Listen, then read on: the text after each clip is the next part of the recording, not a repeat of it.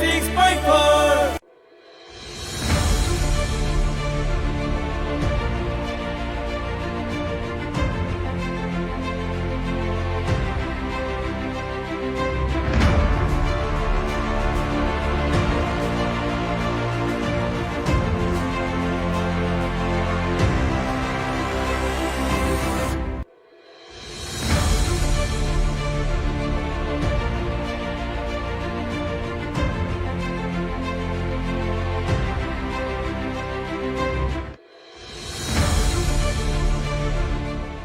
जी नमस्कार प्रणाम सुन रहल बानी रेडियो शानवी 96.4 मेगाहर्ट्ज साथ में बानी हम अपने के कार्यक्रम प्रस्तुता राम मंडल और रेडियो शानवी 96.4 मेगाहर्ट्ज www.radiosanvi.com मार्फत भी संसार भर के साथ सुन सकतानी।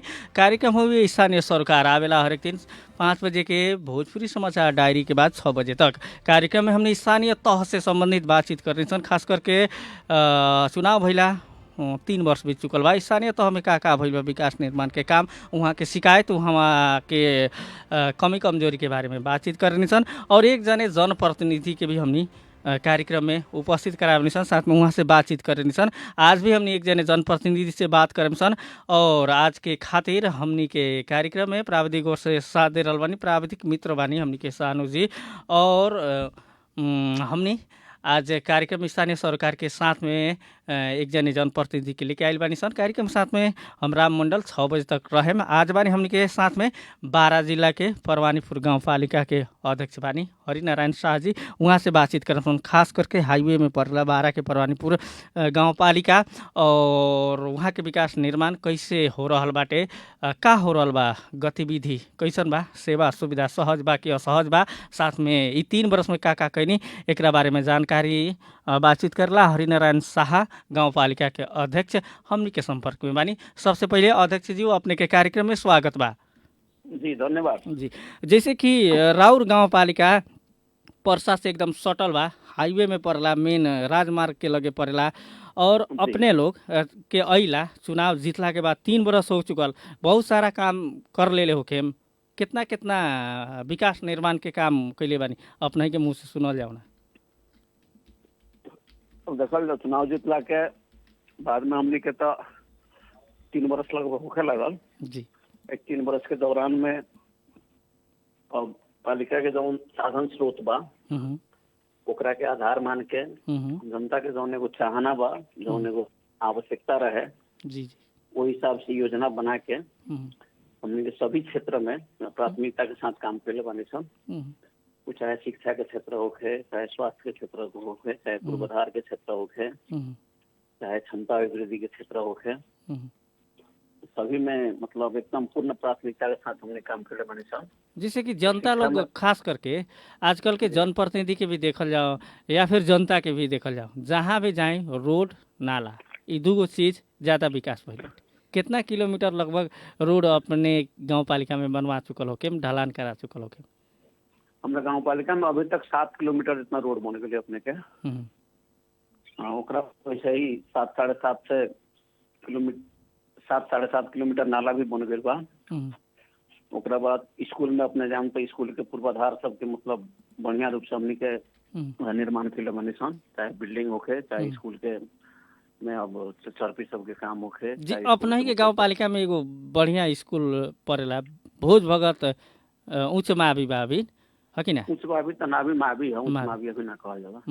12 क्लास अभी ना पढ़ाई होला होखेला तो 12 क्लास तक अभी मावी हो गई बा पहले। जी जी जी काहे कि हम उच्च मावी काहे हमरा मुंह से आ गई, हम एगो बात बता दी, हम वही स्कूल में पढ़ल लड़का हई, ओके चलते हमरा वो दफे उच्च मावी रहे, लेकिन बीच में सरकार जौन SLC खारिज करके SE बनैलक ओकरा बाद मावी तो हमें 12 तक ले हो गई, ओके चलते हमनी पढ़त रही सन जब तक उच्च मावी रहे और हमनी सेकेंड ग्रुप रही सन उ भोज भगत के फर्स्ट में शुरू भइल रहे जौन साल, ओकरा दूसर का साल में हमनी रनी सन। खास करके उ स्कूल में पर्सा जिला के लड़का भी बहुत ज़्यादा पढ़ेला लोग। उन्हें पर्सा बीरगंज महानगर पालिका के 30-28 उन्हें 12 जिला के, उन्हें जीतपुर सिमरा उप महानगर के भी लड़का लोग आवेला लोग। एगो कहीं ना सेंटर में बा परवानीपुर भोज भगत स्कूल, ओकर विकास ला रौरा का कैले बानी? अब देखल जाओ स्कूल हमनी के शिफ्ट करे के अवस्था में बानी सन। पुरनका बिल्डिंग जौन बा जौन एकदम जीर्ण हो गइल बा, ओकर विकल्प में यहाँ विज्ञान भवन तैयारी हो गइल बा। जी जी। तो विज्ञान भवन में हमनी के हम जब से चुनाव जीतनी तब से मतलब जितना हमनी के वहाँ के आवश्यकता बा वो हिसाब से हमने लगाने परत करे बानी सन। पर साल भी मतलब परवानीपुर गाँव पालिका की ओर से वहाँ 2 रूम तैयार भेल। इस साल भी 2 रूम बनाओ के पैसा हमने रखले बानी सन। ओकरा बाद ओकर मरम्मत संभाल जितना करे के रहे, रिपेयरिंग करे के रहे, सब परवानीपुर गाँव पालिका से ही भेल। ओकर फील्ड व्यवस्थापन में, बेंच व्यवस्थापन में परवानीपुर गाँव पालिका के ही पैसा माने से काम हो रहा बाटे। खास करके ये साल भी हमें 20 लाख रुपया विनियोजन भेलो परवानीपुर गाँव पालिका से। और साथे साथे थप स्रोत खातिर हमनी के माननीय जी से, माननीय इकबाल मियाँ जी से भी सहकार्य करके उनकर भी स्रोत में रख के उससे एगो पुरान बिल्डिंग रहे जौन की मतलब दीवार उठ भी रहे, ढलान ना भी रहे, तो वो भी कंप्लीट हो गई बा। तो बहुत जल्दी हमें स्कूल शिफ्ट करे के चलते हमनी को निरंतर लगाने हो रहा बा। बहुत जल्दी मतलब 1 से 2 महीना के भीतर में स्कूल अब शिफ्ट करे के अवस्था हो गई बा।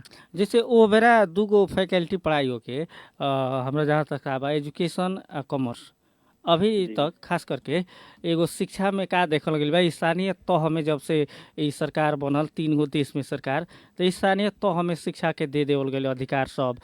शिक्षा कार्यालय रहे वो हट गई, समन्वय कार्यालय हो गई। आ शिक्षा के तो खास करके बहुत जगह यहाँ हमनी के औद्योगिक कॉरिडोर में बानी सन टेक्निकल नॉलेज के बहुत यहाँ समस्या बा। टेक्निकल जौन पढ़ाई बा ओके चलते हमनी के बीरगंज में ही यहाँ शहर में ही आवे पड़े के समस्या देखल गई पछिलका दिन। आ जनशक्ति के भी अभाव बाटे, जे के चलते हमनी के कॉरिडोर में ही बाहर के जनशक्ति आवेला लोग। ई टेक्निकल नॉलेज या टेक्निकल पढ़ाई के खातिर रौरा लोग का सोचले मानी लोग आवेला दिन में? अब देखिए हमनी के परवानीपुर गाँव पालिका में पहले से 2 गो माँ भी बा, एगो नया थप भइल बुनियाद में सिरेने राम आबी। जी जी जी। तो रामपुर टोकने जनता में भी जौन बाटे ओमे हमनी के 3 वर्ष बाल विज्ञान पढ़े साल से शुरू हो गल बा। इस साल के दूसर का बैच हमनी के ओमे एडमिशन हो रहल बाटे। वहाँ लिपनी माल भोज भगत में हमनी के अब स्कूल शिफ्ट होके के चलते वो अब टेक्निकल खातिर वहाँ प्रयास ना हो सकल, लेकिन वहाँ प्रयास हुई तो दोसर फैकल्टी के लिए हमनी के मने तैयार बानी सन। अभी टेक्निकल एजुकेशन के मतलब ज्यादा ही महत्व बा। तो एरिया में ही अपने के मतलब रामपुर टोकने में 3 वर्ष बाल विज्ञान शुरू हो गई बा। YSEAG जौना हमनी कह सकता नहीं सन। ओकर मतलब शुल्क के हिसाब से कम तो शायद नेपाल में सबसे सस्ता शुल्क होकर बाटे। महीना के जमा 1000 रुपया तीर के हमनी के कोनो भी विद्यार्थी वहाँ पढ़ सकता। 3 साल में जमा ओकरा 36,000 रुपया लगाने लगी और 3 वर्ष बाल विज्ञान कंप्लीट कर सकता। ओकरा बाद हमनी के रामपुर में ही कंप्यूटर के पूर्वाधार एकदम मतलब व्यवस्थित हो गई बा। हमनी के स्कूल में लमसम 40 गो जितना कंप्यूटर रेडी अवस्था में बाटे। तब हमनी के सलाह हो रहा बा कि अब दूसरे एगो फैकल्टी कंप्यूटर एजुकेशन साइंस भी वहाँ एगो थप दिया डिप्लोमा, ताकि एगो माने टेक्निकल के दूसर भी पार्ट एगो शुरू हो जा। अब एकरा अलावा यदि भोज भगत में यदि वैसा माहौल बनता स्कूल शिफ्ट हुई के बाद में, ये दोनों के अलावा दूसर फैकल्टी खातिर हमने तैयार बनी। अब खास करके ये हो गई शिक्षा में अभी तो खास करके अब कोरोना महामारी के चलते शिक्षा क्षेत्र एकदम तहस नहस फैल बा पछिलका दिन में। पढ़ाई भी नहीं के होके सकल बहुत दिन से। ओके चलते ई विषय में थोड़ा सा कहीं ना फिर भी अपने लोग लागल बानी, बहुत ही बढ़िया काम बाटे। अब सरकार से निर्देशन है, उस हिसाब से तो खैर स्कूल खुलबे करी। बात कर जाओ हमने दूसर चीज एगो स्थानीय तह में आयल कृषि है। कृषि आ हमने सब कृषक के बानी सन, हमने सब केहू के कहीं ना कृषि पर ही आधारित बानी सन। अब कृषि के विकास ला खास करके रौरा गाँव पालिका में का सुविधा बाटे? अब कृषि में देखल हमने के 2 गो नदी के बीच में पड़ेला हमारे गाँव पालिका, तिरसिया और दुधौरा। तो हमने के अधिकांश भाग दुधौरा से कनेक्टेड बाटे। दुधौरा नदी से हमने के सिंचाई होखेला जौन की एकदम कोलैप्स हो गल रहे। जितना वो नहर चैनल सब सब लगभग बंद हो गल रहे और में ज्यादा ही पैसा लागे वाला अवस्था रहे। तो ओकरा खातिर हमने के माननीय सांसद जी के जौन स्थानीय पूर्वाधार साझेदारी विकास कार्यक्रम बाटे उसे सहकार्य करके उनमें व्यापक लगाने भइल। अभी वो नदी के बांध भी कंप्लीट हो गई, नहर भी एकदम चैनल शुरू हो गई बाटे। तो एगो सिंचाई खातिर हमने के बहुत बड़का काम एगो कैनी सन। ओकरा बाद जौन नियमित रूप में आवश्यकता वाला बात बा, जैसे विषादी वितरण के बात बाटे, कृषि प्राविधिक लोग जैसे कि जाला लोग किना फील्ड में एकदम हमने के वार्डे में रहेला लोग कृषि प्राविधिक लोग, जहाँ जहाँ जगह से मतलब स्टेशन टोकल बहुत ही रहेला लोग। ओकरा बाद अनुदान में बीज वितरण करे के, अनुदान में स्प्रेयर टंकी वितरण करे के, सब काम नियमित रूप से हो रहल बाबे।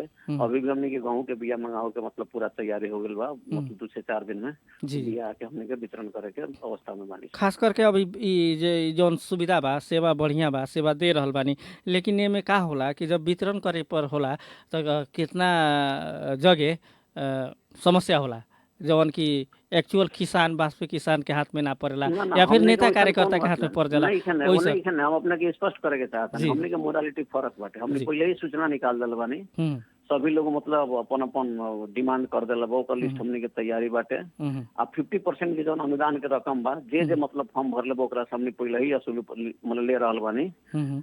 आधा पैसा हमने के लगानी करके जितना जेकरा चाहिए वही हिसाब से बिया हमने मंगा के वितरण करे के अवस्था में बानी। कोनो नेता कोनो कार्यकर्ता के कहीं कोनो सोच पूछ नहीं है, जौन लिस्ट बाटे वही हिसाब से बिया वितरण करम सामने। ओकरा बाद कोई आके कही कि फलना के लिस्ट में से हटा दो, हमरा के दे दो, तो चाहे कोई आवे हमने के देवे वाला अवस्था नहीं है। बहुत बढ़िया बात करिए। जैसे कि अब खास में हमने के गांव घर में का होला, हमने तो एगो गांव घर के बानी सन, उतना शहर के नहीं सन, फिर भी गांव घर में एगो बिना पढ़ल लिखल लोग रहेला, जेकरा ई फार्म भरे के गांव पालिका में एग्जैक्ट गांव पालिका में या फिर वार्ड में जाके हई करे के थाहे ना रहेला। ऐसा आदमी लोग के खातिर खास में कुछ सुविधा बाकी ना, जैसे कि जे अनपढ़ आदमी पूर्ण सुविधा बा। हमने सब जगह एकदम पूरा निर्देशन दिला बानी कि कोई भी सेवाग्राही आवे ओकर कागजी हिसाब से कोनो त्रुटि ना होके के चाहिए, ओकर कोनो शुल्क ना लागे के चाहिए। हमने के कर्मचारी पूर्ण सपोर्ट करेला ओकरा के, वो निवेदन लिख दी, ओकरा के जितना कागज पत्र वो सब जुटा दी। यदि हमने के लिए कोई आवेला तो ओकरा फोटोकॉपी करावे के भी पैसा हमने के ना लगे देवनी सन। फोटोकॉपी हमने लगे बाटे, फोटोकॉपी करके ओकर जौन कागजात चाहिए तैयार करके हमने पर प्रक्रिया में डाल दे। भौतिक विकास, कृषि हो गई, ओकरा बाद हमनी के ये शिक्षा हो गई, स्वास्थ्य में जाऊँ, एगो स्वास्थ्य भी स्थानीय तह में गावल चीज़ पहले रहे, जिला जन स्वास्थ्य रहे, अब वो भी खत्म हो गई। अभी स्वास्थ्य में खास करके पछिलका समय बहुत ज़्यादा खर्चा या फिर बहुत ज़्यादा समस्या भी आई कोरोना महामारी में। अपने के स्वास्थ्य में ये पछिलका दिन कोरोना महामारी में कितना लगभग खर्चा और कितना समस्या आ कितना एथी कैनी? अब स्वास्थ्य में देखल जाओ, कोरोना के नाम पर तो बहुत जगह बहुत किस्म के घटनाक्रम भइल, लेकिन हमने के 4 गो यूनिट तो हमने के पहले से रहे स्वास्थ्य के। 4 गो वार्ड में एगो 4 नंबर में हमने के यूनिट ना रहे, तो ओकरा के हमने के आधारभूत स्वास्थ्य केंद्र के हिसाब से अपना गांव पालिका सहित स्रोत से ओकरा के मतलब लगानी करके हमने वहाँ भी यूनिट खड़ा कर देनी, वहाँ भी सेवा प्रवाह हो रहा बाटे। आई कोरोना अवधि भर मतलब स्वास्थ्य के कर्मचारी लोग पूर्ण रूप से हमने के एकदम खटल बा। ओकरा बाद हमने के क्वारंटीन भी जौन संचालन भइल, हमने के एकदम व्यवस्थित रूप से क्वारंटीन संचालन कैनी सन, में कोनो किस्म के कमी कहियो ना होखे वाला अवस्था आयल। और ओकरा बाद जहाँ तक अपने अब कोरोना के टाइम में राहत वितरण के बात है और ये सब बात, तो हमने के एकदम व्यवस्थित रूप से एकदम सटीक तरीका से हमने के वितरण कैने सन। जौन केंद्र के मापदंड रहे हुए मापदंड अनुसार पूरा एकदम सार्वजनिक करके 24 से 39 घर में हमने के राहत वितरण भइल। उनमें एगो आदमी के 22 से 76 रुपए के पैकेज रहे, और सभी वार्ड से पहले नाम संकलन भइल। जौना वार्ड से जितना रहे उतने पैसा 22 से 76 से गुना करके संबंधित वार्ड के जिम्मा लगा दिया, उतने पैकेज के तैयारी भइल। अब गुणस्तर पूरा एकदम यकीन करके हमने के वितरण भइल। अपने भी सुन ले होके और जगह बहुत किस्म के बात रहे, लेकिन परवानीपुर गाँव पालिका वैसे स्वच्छ रहे, उनमें हमने के कहीं विवादित अवस्था ना भइल।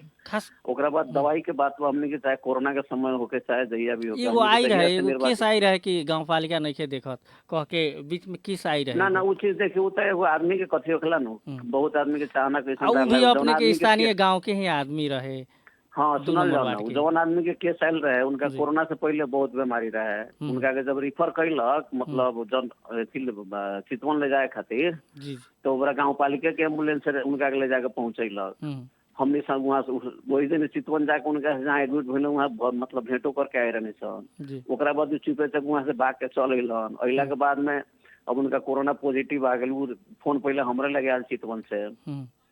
ओकरा बाद उनका कहल गया जब तू जाके गंगापुर रह का, तो 12 जिला के स्टेशन तो वहाँ रहे, तो वो जिद करे लगलन जे ना हम जब जाम तब भाई अथी में गंडक नेशनल हेल्थ केयर में जाए। लेकिन नेशनल हेल्थ केयर में तो हमने के तब एक्सेस ना रहे, वो तो परसा जिला खातिर रहे। और सीडीओ साहब एसपी साहब पर्याप्त ना हो सकल। ओकरा बाद हमने कहीं संजय मतलब तू वहाँ चलिए जा, तो कह कि ना हम वहाँ ना जा, तो बोलू एम्बुलेंस हम गए एम्बुलेंस तो हमने क्या ड्राइवर के ओकरा तबियत खराब हो गई, दो चार दिन ज्यादा दौड़ धूप हो गया, हम कहीं दूसरा कौन एम्बुलेंस से जा हम पैसा व्यवस्थापन कर दें। जी जी। तो वो ना ओकरा बाद जब वहाँ गए लोग गंगापुर, तो गंगापुर गैला के बाद में कहे लोग जे उनका संगे जे एक आदमी हमने औरो रहे हमसे, तो वैसा प्रावधान तो ना रहे जे इफेक्टेड रहे ओकरे रहे के रहे।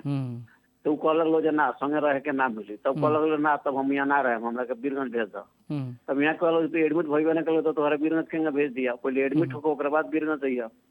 तो वही पीरियड में वो केने बैठ के फोटो खिंचायल पसी खिंचा गेल, बाद कह के मिसअंडरस्टैंडिंग से भइल अपने के कहना हमसे। जी जी मिसअंडरस्टैंडिंग ना उ लोग के मतलब बीच में फोटो चल गई, वायरल हो गई, फोटो वायरल हो के समाचार वायरल हो गई। ओकरा बाद में फिर उपचार के समय में हमनी एक ऑपरेशन करने सन, फिर उ लोग जितना मतलब कांटेक्ट ट्रेसिंग वाला 10-11 आदमी के रहे, हमनी एम्बुलेंस व्यवस्थापन करके फिर गांव पालिका ही ओकरा ले जा कांटेक्ट ट्रेसिंग करैलक। तो ये सब चीज बा, छोट छोट बात कबो इशू बन जाला, ओकरा कोनो बात नहीं। जी, अब जैसे कि हमनी के शिक्षा स्वास्थ्य में एगो खास करके स्वास्थ्य में का देखल गइल बा, पहिले के जौन हमनी के स्वास्थ्य चौकी रहे गाँव में ओकर संरचना भी बहुत जीर्ण बा। खास करके हम देखनी लिपनी माल के वार्ड नंबर 3 के भी ओकर भी जीर्ण बा भवन। और एगो बहुत बड़का चीज परवानीपुर बाजार जौन बा, हम कहता नहीं कि एरिया के बाजार के कहीं ना बाजार बाटे, बहुत बड़का बाजार हुए, बहुत लोग ऊपर निर्भर बाटे हुआ 12% से लेके सब ओर के बाजार के विकास के खातिर, काहे कि लथालिंग बा एकदम गंजा गोल बाटे। अभी तो कहीं ना थोड़ा सा व्यवस्थित भइल बा, लेकिन ओकरा व्यवस्थापन करेला का होता टे। अब ये साल में काम शुरू हो गल बा, हमने के गांव पालिका भवन उ जौन स्वास्थ्य चौकी अपना देख रहा बानी वही करना तो बने जाता। और गांव पालिका भवन के संग ही हमने के स्वास्थ्य चौकी कोई भी व्यवस्थापन हो जाए, अब तत्काल हमने के ओकरा केनहू शिफ्ट करम सन। ओकरा बाद गांव पालिका के काम शुरू होते ही बाजार व्यवस्थापन के काम भी हमने के साल से शुरू करे जाता नहीं सन। गांव पालिका के टेंडर होके ओकर सारा प्रक्रिया पूरा हो गल बा, बाजार व्यवस्थापन खातिर तुरंत टेंडर होके जा रहल बाटे। तो बाजार के भी काम इस साल से शुरू हो जाई, गांव पालिका भवन भी इस साल निर्माण हो जाई। आ जब गांव पालिका भवन निर्माण हो तब अपने के स्वास्थ्य चौकी भी व्यवस्थापन हो जाए। मतलब कोनो चीज के समस्या तो बा, लेकिन कहते मतलब तो समाधान होता वाला अवस्था नहीं है। ये हमने भी बुझा था 20 साल से देश जनप्रतिनिधि विहीन रहल बाटे, ये हमने भी बुझा था। बहुत समय के बाद चुनाव भइल बा, जनप्रतिनिधि लोग आइल बा लोग, और ये जनप्रतिनिधि से बहुत ज्यादा अपेक्षा बा जनता के, काहे कि जनता बहुत दिन से जनप्रतिनिधि विहीन बा, ओके चलते जनता के अपेक्षा ज़्यादा बा। ये इतना बुझल जाओ कि एगो वार्ड अध्यक्ष से लेके गाँव पालिका अध्यक्ष, नेता, मंत्री, सबसे जनता के अपेक्षा ज़्यादा बा। अपने लोग लगे समय कम बा, 5 साल ला जीतल बानी, लगन 3 साल बीत गई बा। 2 साल में लगभग परवानीपुर गाँव पालिका में कथी कथी करे के सोच बा रहा। अब देखिए हमने के सड़क के काम यदि ये साल हमने के जौना हिसाब से प्लानिंग बा यदि हमने कर लेता नहीं सन, जी जी, तो परवानीपुर गांव पालिका के मतलब सभी वार्ड में अब खोज के सड़क कहीं फाट फूट बाकी रह जाए, गली सब ओकरे के हमने के निर्माण करे वाला काम रह जाए। और कुछ जगह में नाला के काम भी मतलब बढ़िया रूप से हो गल बा। अब हमने के मेन समस्या कथी हो जाए कि जौन मेन रोड अभी बन रहा बा परवानीपुर से परसौनी जाए वाला, जी जी जी, तो इनमें तो प्रदेश सरकार से खाली सड़क के बजट बा, तो में अब नाला एगो हमने के मुख्य चुनौती के रूप में हुई, जौन हमें के व्यापक बजट हमने के लगानी करे के पड़ी। नाला तो होके पड़ी। ओकरा बाद ए साल हमने के मतलब 2 गो बर्थिंग सेंटर के निर्माण होके जा रहा बाटे, एगो वार्ड नंबर 1 में, एगो वार्ड नंबर 2 में। ओकरा बाद एगो स्वास्थ्य चौकी हमने के बहुवरी के आने में उधियागल, तो ओकरा के भी हमने ऐसा निर्माण करे जा रहा बानी सा। ओकरा बाद बहुवरी की स्कूल के अवस्था एकदम नाजुक बा, ओकर भी पैसा विनियोजन हो गल बा, ओकर भी साल निर्माण के काम शुरू होके जा रहा बाटे। ओकरा बाद अपने मुसहरी स्कूल भी अभी 2 लोकम तो निर्माण के काम शुरू हो गल बाटे, बहुत दिन से जीर्ण रहे, बहुत दिन। हाँ, ओकरा बाद मुसहरी के जवान एथी बा हमने के श्मशान घाट, ओकर भी ये साल माने बाउंड्री वॉल करे के हमने के प्लानिंग बा। शहरी के पुल के हमने के मतलब प्रक्रिया आगाड़ी बढ़ गई बा, बहुत जल्दी ओकर निर्माण काम शुरू होके जा रहा बाटे। ओकरा बाद रामपुर स्कूल में हम तो 4 कोठे भवन एगो फिर निर्माण होके जा रहा बा। एगो बाली विज्ञान शुरू भइला के चलते वहाँ विद्यार्थी की संख्या भी ज्यादा बाटे, 12 से 13 से लेकर 12 सन। देखिए अपने से हम कहले रहनी कि यहाँ टेक्निकल नॉलेज के जरूरी बा, और लड़का ज्यादा परसा जिले से भी गई हुई है सर। जी, उमे अब रौतहट से भी लेके आयल बा, परसा से भी बाटे, विभिन्न जगह से लेके आयल बा। ओकरा बाद हमनी के अब बुनियाद में हम 1 नंबर वार्ड में 2 एगो बर्थिंग सेंटर के निर्माण होके जा रहा बा। कटी टोला के जवन सड़क बा ए साल हमनी के करीब ढलान करके कंप्लीट होके के अवस्था बाटे। ओकरा बाद 5 नंबर में अपने के अब स्कूल के बात हो गई। चैनपुर में साल फिर एगो हमनी के वहाँ के साथी लोग किसान ग्रुप से सहयोग करके 35 लाख रुपए का अनुदान होने से लेलक हलो। वो भी एगो काम शुरू होके जा रहा बा। नेपाल बैंक एगो लगानी करके देखो तनी एगो बिल्डिंग बना देलक। तो हमनी के कहीं से स्रोत ले आवे के भी प्रयास कर रहल बानी सन, अपन स्रोत लगानी करे के भी प्रयास कर रहल बानी सन। तो मोटा मोटी ए साल के जवन हमनी के माने प्लानिंग बा, ए साल जे काम कर लेतानी सन तो एगो बढ़िया सेट में परवानीपुर गांव पालिका चलाई। यानी कि ओकरा बाद जवन बड़का बड़का जवन काम बड़ा जैसे नाला के काम में जवन करोड़ों रुपया लागे वाला बा, तो वैसे चीज में हमनी के आगाड़ी बढ़ा जी। ई तो भौतिक विकास हो गई। अब खास करके हमनी के गांव में आदमी के जब तक ले एगो शिक्षा के विकास या फिर एगो महिला, दलित, बाल बालिका ई सब के विकास ना होई, जैसे कि सोच बा हमनी के ओकर विकास करे के पड़ल। कितना लोग के रूढ़िवादी सोच बा, अनपढ़ लोग बा, तो उ सबके ट्रेनिंग देवे के पड़ल। या फिर महिला सब लोग के जे नइखे पढ़ल, बेरोजगार बा, उ लोग के थोड़ा थोड़ा रोजगार, तालीम उलीम के शिक्षा देवे के पड़ल। ई सब के अवस्था सब चीज में तो वो सब चीज में देखल जा हमरा बुझाता परवानीपुर गांव पालिका शायद और गांव पालिका से आगे बा।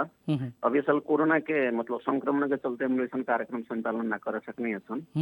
लेकिन ऐसे पहिलका साल में अपना देखे तो हमारा गांव में जैसे मोटर बाइंडिंग के तालीम दे रहा है, सिलाई कटाई के तालीम दे रहा है, मोबाइल रिपेयरिंग के तालीम दे रहा है, ऐसा ऐसा तालीम दे के चश्मा बनावे वाला तालीम मिल रहा है। तो ऐसा ऐसा तालीम लेके लोग रोजगार भी ओकरा मिल रहा बा, काम अपन कर भी रहल बा लोग। ओकरा बाद विभिन्न विषयगत जैसे रूढ़िवादी परंपरा जी दाइजो प्रथा विरुद्ध भइल, जैसे हमनी के महिला हिंसा भइल, बाल विवाह भइल, ई सब जी जी सारा के क्षमता वृद्धि करे वाला काम खातिर भी हमनी के विभिन्न किस्म के तालीम से संचालन करते आइल बानी सन।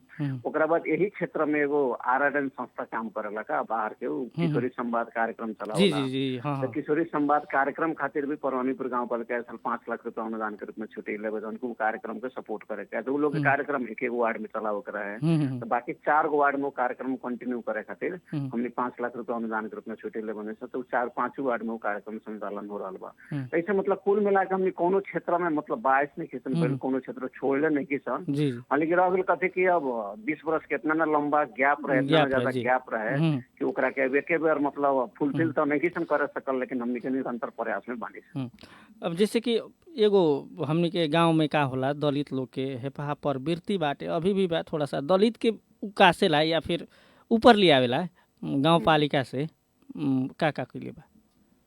अब देखल जा दलित लोग के स्पेशल पैकेज बा। हमनी के जवन एगो इवन हैबिटेट के कार्यक्रम चलता पूर्ण सर सफाई कार्यक्रम, तो एगो नमूना बस्ती निर्माण करे करलक। तो हमनी के जितना वार्ड के दलित बस्ती बा ओकरे के हमनी के टारगेट पे ले बनी सन। जी जी ओकरा बाद एगो औरो कार्यक्रम बा मतलब करेसा बारी निर्माण करे के। तो हमनी के प्राय जितना दलित बस्ती बा, जितना कमजोर बस्ती बा ओकरा के हमनी के टारगेट के ले बनी सन। ओकरा बाद एगो कृषि वन कार्यक्रम हमनी के मतलब 1 नंबर वार्ड में संचालन हो रहा बाटे।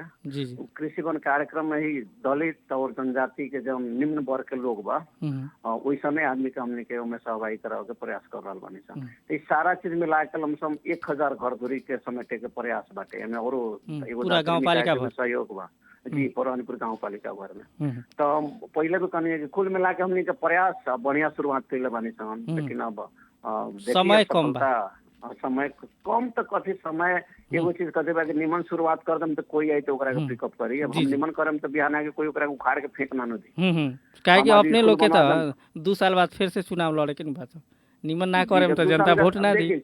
चुनाव तो एगो अलग पार्ट हो राम जी, चुनाव एगो अलग पार्ट हो। लेकिन हमार बुझाई कथी है कि हमर अवधि जहिया तक ले बा अपना क्षमता से अपना प्रयास जितना हो उतना काम करे के। चुनाव के समय में चुनाव में चलल जाए, जनता जेकरा के स्वीकार करे ओकरा करी। हम आज के कम जरा लोग वोटे दी तबे काम करम, तो हम कोइयो ना सोचनी हमर सोचाई करियो। कितना जगह तो अभी चुनाव लागल बा, तो लागे वाला लागल बा। कितना लोग तो अबीर लगा के अभी घूमत आटे घर दैलो कार्यक्रम करत। बहुत जगह तो पार्टी उटी हो रहल बा, रात के पार्टी हम ही देखे हो रहल बा, सब कुछ हो रहल बा। लेकिन हमर सोचन का फर्क, हम काम करे के अपन जैसे मानी जाए समय है कि चुनाव में जाइल जाए। चुनाव में जाए से पहले तक कथी का मतलब पार्टी सिस्टम बा, पार्टी जेकरा के उपयुक्त समझी पार्टी के गाड़ी बढ़ाई तो फिर आवल पूरा। जैसे कि चुनाव में जाए आए फिर टिकट मिली तो लड़बे करे, तो ओ दफे तो जनता देखी नु अपने तो बल जीता रहनी, तो अपने कुछो ना कोई नहीं। वो के चलते तो अपने लोग के थोड़ा सा विकास पर ध्यान देवे के पड़ी। समुचित भौतिक विकास से लेके सब क्षेत्र के अगर विकास हो जाए तो बढ़िया रही है कि ना जी। अब जैसे कि 1.5 बरस बाकी बा, हमनी कोरोना महामारी के कही ना अंत तय कर नहीं के भाई, पूरा विश्व भर महामारी फैलल बा, फिर भी गांव पालिका के सेवा सुविधा चालू बाटे, सेवा दे रहल बानी लगन। हम भी देखे नहीं आवे नहीं तो गांव पालिका में काम होता, वार्ड भी खुल रहल बा। सुरक्षा सतर्कता कैसन अपनैले बानी लगन कोरोना महामारी में? अब देखल जाओ हमने के सोसाइटी अपने के मालूम बा, माने इससे अलग अपने भी नहीं थी। जी जी। अब अपने भी एगो संचार के माध्यम से ही मैसेज दे रहल बानी, हमने एगो जनप्रतिनिधि के हैसियत से ही मैसेज दे रहल बानी। कैसन जी ओहू में माने अधिकांश प्रतिशत के लोग बुझे वाला बा, कुछ लोग एकरा इग्नोर भी करे वाला बा। तथापि हमने के प्रयास जारी बा, जे जहाँ से बा हमने के एगो अपन सुरक्षा अपना के, अपन सतर्कता अपना के, अपना के सकबर सुरक्षित राख के हमने के विकास की गतिविधि भी रोके वाला अवस्था ना भई। तो वही हिसाब से परवानीपुर गाँव पालिका भी रणनीति बना के हमने को वही हिसाब से प्लानिंग करके विकास की गतिविधि में हमने शुरुआत कर दिल बानी। जनता के नियमित सेवा जवन बाटे ओमे भी कोनो किस्म के कमी हमने ओर से नहीं है। और परवानीपुर गाँव पालिका एगो छोट गाँव पालिका बा, और अपने मतलब कभी अपना से भी जाके महसूस कर ले सर्विस डिलीवरी के जौन काम बाटे मतलब नियमित सेवा प्रवाह के काम में हमरा बुझाला कि परवानीपुर गाँव पालिका शायद औरों से कहीं व्यवस्थित बाकी। थोड़ा सा बीच में हम देखले रहनी, अपने के बीच में हम फोन भी कैले रहनी, एगो न्यूज भी बनले, कोरोना महामारी रहे लेकिन बैंकिंग में जौन हमने के भत्ता सुरक्षा भत्ता बुझे वाला लोग एकदम गई रहे लोग। बैंक जौन बा परवानीपुर गाँव पालिका के लगही बा, वहाँ बहुत भीड़ भाड़ भी रहे। अपने से हम फोन में कहले भी रहनी भीड़ भाड़ ज़्यादा होता, उ लोग के बूढ़ लोग के आवे में समस्या होता। तो जौन सुरक्षा भत्ता बा, सामाजिक सुरक्षा भत्ता जे आसक्त एगो बूढ़ आदमी के वार्डे में उपलब्ध कराव के नहीं करावल जा सकत। अब देखल जावे तो पहले वह सिस्टम रहे, लेकिन अब संघीय सरकार अथवा नेपाल सरकार जो सिस्टम बनाई हमने के ओकरे के फॉलो करे के बाद जब बैंकिंग सिस्टम कर दिलक तो उ लोग के खाता में जब पैसा चल गए तो पैसा फिर वार्ड में लेकर हमने कैसे जा सकता नहीं। अब तो अनिवार्य बा कि वो लोग के खाता में ही पहले तो सामाजिक सुरक्षा के पैसा हमने के गाँव पालिका के खाता में आवे, ओकर बाद हमने के मतलब पेशकी निकाल के ओकरा वितरण करी सा। जी जी। लेकिन अभी के तू LMBI सिस्टम तो इतना आगे बा जौन सॉफ्टवेयर कर जी जी जी जितना नाम एंट्री बाटे ओकर हर एक माने किस्ता में फाइनल करके जब एथी तो ओकर कोलनिका से डायरेक्ट एक बार चेक बन जाला, उहे चेक जाके बैंक में अपने के जमा हो जाला। तो वो अवस्था अब नहीं है। अब वो लोग की कठिनाई तबा हमने भी देख रहल बानी। बूढ़ आदमी बहुत कहत रहे लो, हमरा कहत कि बउआ आवे नहीं सन, बुनियाद के रहनी लोग 3-4 जाने कि हमने आवे नहीं सन, घाम में इतना बड़ी समस्या होला, वार्डे में मिल जाई तो बढ़िया रही। तो इससे हम ई बात लेकिन अब चाह के भी उस चीज के हमने के व्यवस्थापन नहीं किसन कर सकता, तब के दूसरा के खाता में से पैसा निकाल के फिर नगद में जाके हमने के बांटे वाला अवस्था अब नहीं है।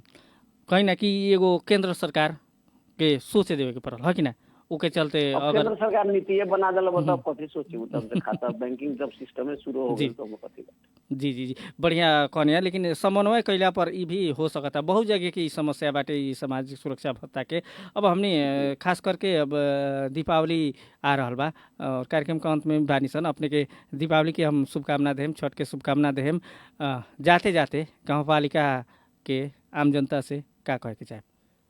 अब हम भी सभी अपने पूरा टीम के अपने के लोग के शुभकामना देवे के चाहता नहीं, और साथे साथे गाँव पालिका के संपूर्ण वासी लोग में हमारे मतलब जितना बुजुर्ग लोग बा, हमारे दाजू भाई दीदी बहन माने चाचा बक्सी बराबर के लोग, मतारी बराबर के जितना भी लोग बा सभी लोग के हम मतलब पहले प्रणाम करे के चाहेम। और ये दीपावली और छठ के अवसर पर माता लक्ष्मी सभी आदमी के स्वस्थ राखस, सुखी राखस, और सभी आदमी के मतलब कोरोना से पूर्ण रूप से सुरक्षित राखस, ये शुभकामना देते हैं। जी हरि नारायण जी कार्यक्रम में आईनी और दो शब्द अपन रखनी बातचीत के एकरा खातिर कार्यक्रम प्रस्तुता राम मंडल के ओर से, साथ में रेडियो शान भी 96.4 मेगाहर्ट्ज के ओर से बहुत बहुत धन्यवाद। चलिए अपने के बहुत बहुत धन्यवाद जी। वहाँ रहनी है 12 के परवानीपुर गाँव पालिका के अध्यक्ष प्रमुख हरिनारायण शाह जी। खास करके 3 बरस हमनी के जनप्रतिनिधि लोग के अइला बीत चुकल बाटे।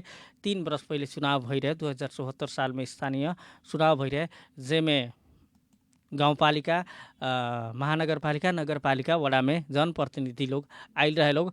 खास करके 20 बरस लगभग देश जनप्रतिनिधि भी रहे, कर्मचारी तंत्र से धानत आइल देश रहे।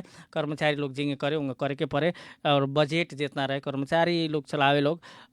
अभी उ व्यवस्था चेंज भइल बा, चुनाव भइल बाटे, चुनाव होके जनप्रतिनिधि लोग आइल बा लोग, और उ लोग खास में का कर रहल बा, उ लोग के गतिविधि, उ लोग के सोच का बा, ई चीज़ हमनी कार्यक्रम स्थानीय सरोकार में बातचीत करनी। खास करके स्थानीय तह में भइल समस्या के बारे में भी उजागर करनी। अगर अपने के भी स्थानीय तह में कोनो समस्या हुई त कहल जाई हमनी जरूर उ समस्या संबंधित निकाय तक पुगाएम सन और समस्या के जहाँ तक समाधान करके कोशिश भी करेम सन। रेडियो सानवी 96.4 मेगाहर्ट्ज पर कार्यक्रम स्थानीय सरोकार सुन रहल बानी और स्थानीय सरोकार कार्यक्रम के आज के निर्धारित समय खत्म हो चुकल बा। फिर से हमनी बिहान दोसर स्थानीय तह के जनप्रतिनिधि साथ में वहाँ के समस्या वहाँ के गतिविधि विकास का भइल विकास निर्माण के काम कैसन बा 3 बरस में का हो रहल बा। अब 1.5 बरस बीत बाकी रहल बा। अगिलका चुनाव के लगभग 1.5 बरस 2 बरस बाकी रहल बा। कितना जगह तक चुनाव के तैयारी भी हो चुकल बाटे, कितना जगह चुनाव के तैयारी में खर्चा होखे के भी शुरू हो चुकल बाटे। ई बात हमनी से छुपल नहीं के और खास करके लोग चुनाव में वोट देला के बाद नेता लोग जनता के लगे ना जाला। ई पछिलका दिन में भी देखल गई रहे और अपने भी देखेम कि कितना नेता लोग जीतला बाद 3 वर्ष में अपने लगे आइल बा। उ चीज़ अपने भी ध्यान में रखें। आज के खातिर निर्धारित समय खत्म हो चुकल बाटे। विदा मांगे पड़ी हमरा बिहान फिर से आमसन। तब तक ले अपने कार्यक्रम सुन के साथ देनी अपने के धन्यवाद। कार्यक्रम में प्राविधिक सहयोग करे वाला प्राविधिक मित्र सानू जी के धन्यवाद देत कार्यक्रम प्रस्तुता राम मंडल के विदा दी। सुनत रहे रेडियो सानवी 96.4 मेगाहर्ट्ज। नमस्कार।